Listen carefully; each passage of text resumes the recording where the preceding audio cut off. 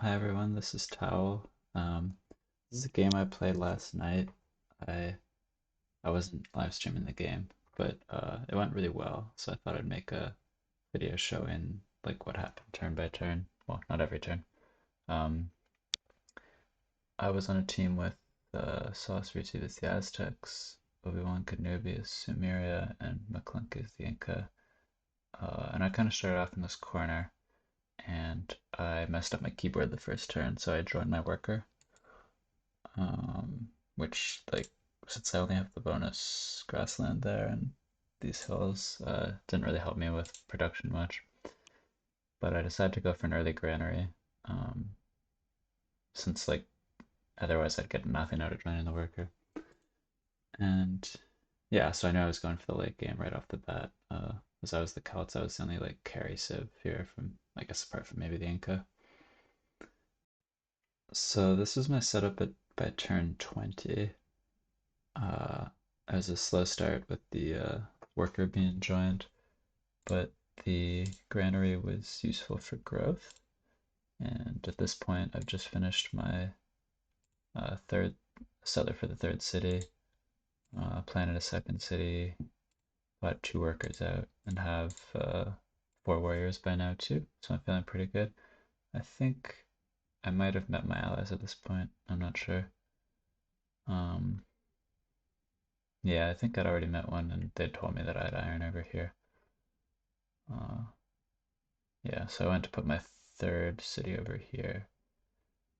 I knew it was defensible, it was on the river, and I figured that I should have at least one coastal city early in the game to be able to build some boats. This was turn 30. I'm still on three cities. I just finished a settler. I think I delayed expansion a little bit by building a bunch of warriors to set up a sentry net. Um, See, by now I've got maps. I can see that the Aztecs have really bad land, and the Inca, the river's far away. And I know that the Sumerians are sandwiched in between the Iroquois and the Persians. Uh, Obi's like, he's really good. He said he got really shit RNG, like his Anks kept on dying on hills to warriors and things like that. And none of us were really in a position to help him and also not be able to do much. Um, I don't know if we knew where the Zulu were. Turned out they were over here somewhere.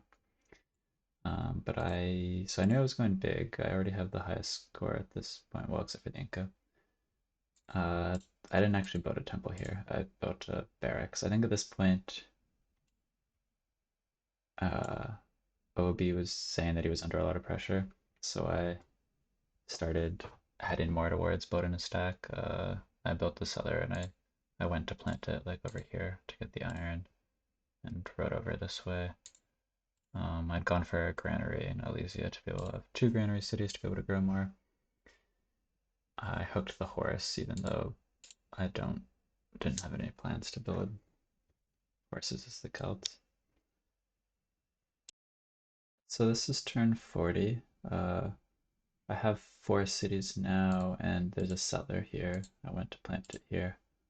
Oh, here on the hills. So yeah, just 1 point behind the Inca, otherwise the highest in score. I think I was gonna do this for the fourth city, but I decided to go here because it was on the river. I knew it was safe. Maybe I was kind of going into Aztec's land a little bit. Um, but yeah, I've got a barracks now in every city. I've started to build the veteran warriors, so I've got already like six or seven of them. I knew that Obi was under a lot of pressure at this point, so I was trying to build up stacks because I knew that like I'm gonna have to be the one to fight, but also going big because I knew that it was gonna be really important for me to have a high score as well. This is turn 49, and this is the point at where some of my team wanted to give up. Obi's been killed now by the Iroquois, and Yeah, we have good score. I've got the highest score now, but I still haven't hooked iron. I'm going to in 4 turns because I have the 3 workers. But I had to road over the mountain to get there, and yeah. But I'm going to upgrade soon. I have almost 600 gold because Sauce just passed me a bunch. And Abby knows where I am now. I think he didn't for a long time, but he's decided to blockade this. I finally planted another coastal city and he's blockaded it. Um, so I've kind of seems kind of hopeless to try and boat him because he's blockaded this city and then this one's all the way over here. This one, like I had to choose between being on the river or being coastal. I could have gone here, but that's like really close to the Aztecs. Um, and I've sent another settler down. I should have put it here, but I think I ended up putting it here or something. Yeah, but I don't want to give up yet because I have really good land. You can kind of see here, just looking at the saves, one of the reasons Ironclad didn't get a lot bigger is he had no fresh water. Um, I think Abby had pretty decent land. Yeah, so he had no fresh water. I guess Max started planting down here to get some freshwater cities. But yeah, I have a lot of gold. I have 28 warriors, most of which are veterans, and I am eventually producing galleys from this city. So I wanted to continue. This turn 60, and yeah, pretty late in the game. Still doesn't look very good for our team. Uh, Mac is under attack from a bunch of units from like the Hittites, the Iroquois, the Zulu. They're kind of just all over there. I've I've finally got my golden age. I got a rite of passage agreement with Sauce to be able to go up here to be able to retake easily if Mac was killed, but also or just to help out. So I wasn't really sure how I'm gonna get to anyone. Like I've started to build boats. Um, Abby is like blocking me off here. I thought he was gonna send Karaz over here and give me trouble, but he just kind of sent one over and didn't do anything other than just look at what was going on. So I've just boated Boogeyman, and yeah, I'm not. I don't know. To me, this was kind of the obvious thing for me to do. I don't really know because I can't even get to SK, and yeah, he's got walls. He's very defensive. It just would have been a long way to go to kill the player with the least amount of points on their team. Yeah, didn't really make sense. So Zulu seemed like the logical play. They were the closest by boat, not that many turns away. This was the most recent city I planted. I finally put it on the water, although it has like no prod, so didn't really produce too many boats. I've got a lot of, I've got a decent amount of Galax at this point. I think I've upgraded. So I've already got 21, which is nice. I'm in my golden age. Something really foolish is that I have a lot of workers and I've kind of ran out of things to improve because these are like all bonus grassland over here, and then a lot of other stuff is improved. I could have just joined 2 workers and then I would have been able to do Galax per turn from my cap, but I don't think I ever did that. Yeah, just there's so much going on at this point in the game that the micro kind of fell off from me. So yeah, I just landed a bunch. I just landed 3. I messed up the boat moves and didn't land them all. I think I almost killed Boogie here, but did not ultimately on this landing. This is turn 66. So yeah, pretty late in the game. Mac is, yeah, he's got a lot going on here. There are some mounted warriors around. I've moved my stack up because I think he said he was maybe close to being killed. Uh, yeah, so I see lots of empties. I'm getting pretty formidable, much to the chagrin of lots of viewers, I imagine. I just need one more citizen here to be able to produce 1 Gallic per turn, but I'm not doing that because I'm not microing very well. I have 28 Gallics now and I have 6 galleys. so I'm starting to become much more of a threat. Uh, Boogie seemed pretty distracted by that one Gallic that survived my earlier attack. Like, I moved it onto this hill, and he tried to kill it with a bunch of units and lost them. My last attack, my first attack, I managed to pillage like a bunch of tiles, so that was quite nice.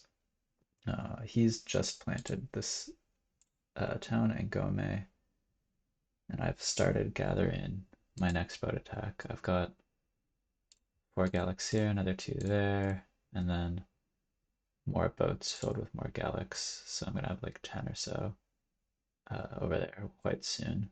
So here my thought was immediately like, if I kill and take a city, then I'm just open to a counterattack very easily. So for me, it seems like the only chance is if I get this size 1 city. So my plan is to kind of bring the boats over here, make it look like maybe I'm going to land a Lindy again, and then try to go over and double onto Ngome. Abby's blocked me off here.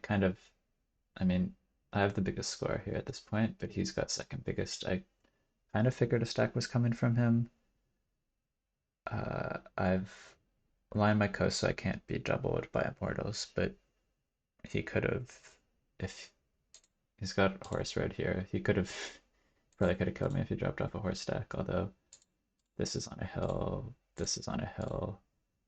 I have a lot of Gallics hanging around, and these roads don't go across rivers, so I could have reinforced.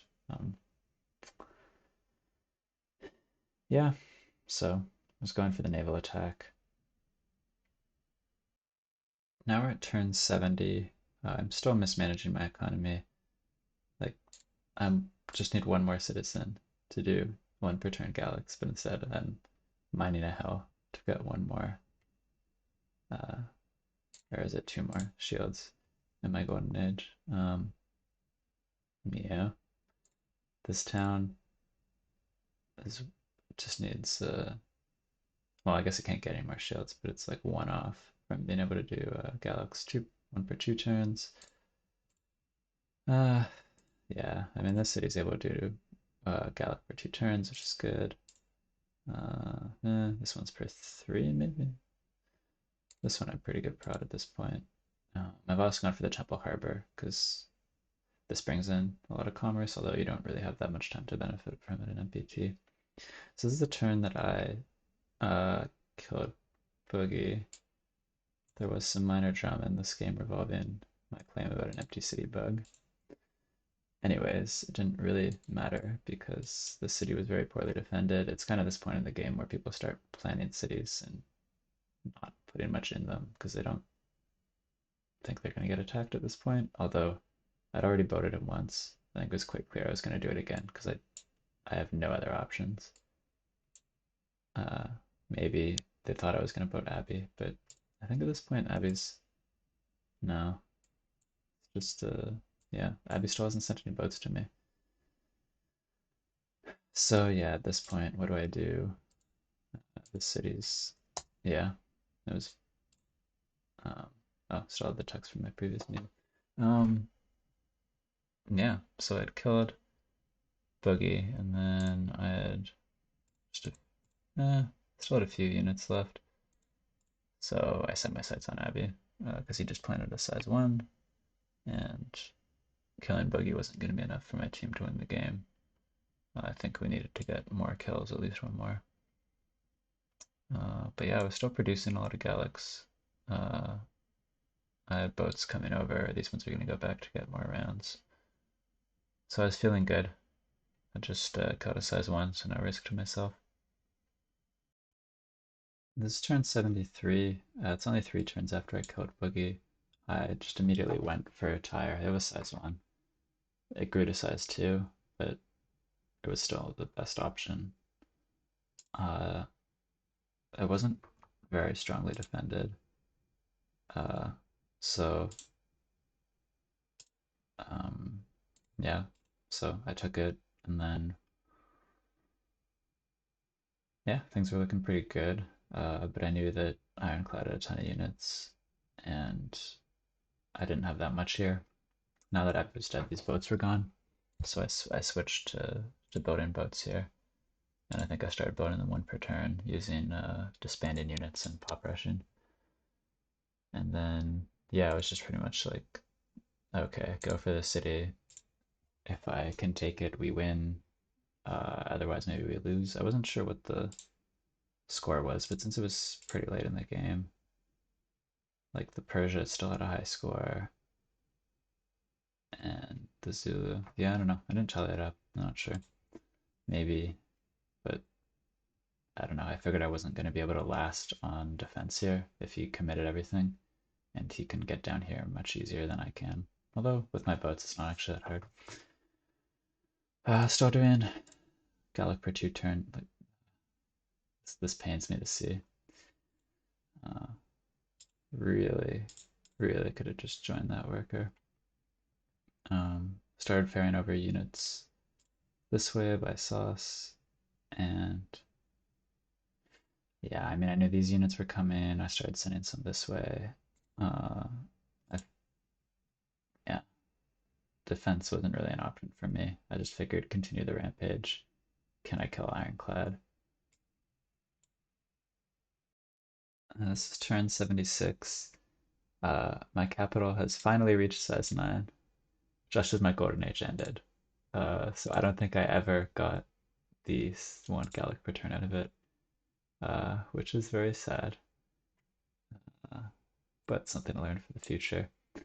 I emptied Tyre. I figured it was kill or be killed at this point, so I threw everything I had. I had a couple units that had been on the boat, so they were coming to reinforce, and there were a couple I initially ferried over that they'd be in the city in 2 turns. So there was like one turn where I left it empty and could have been killed very easily.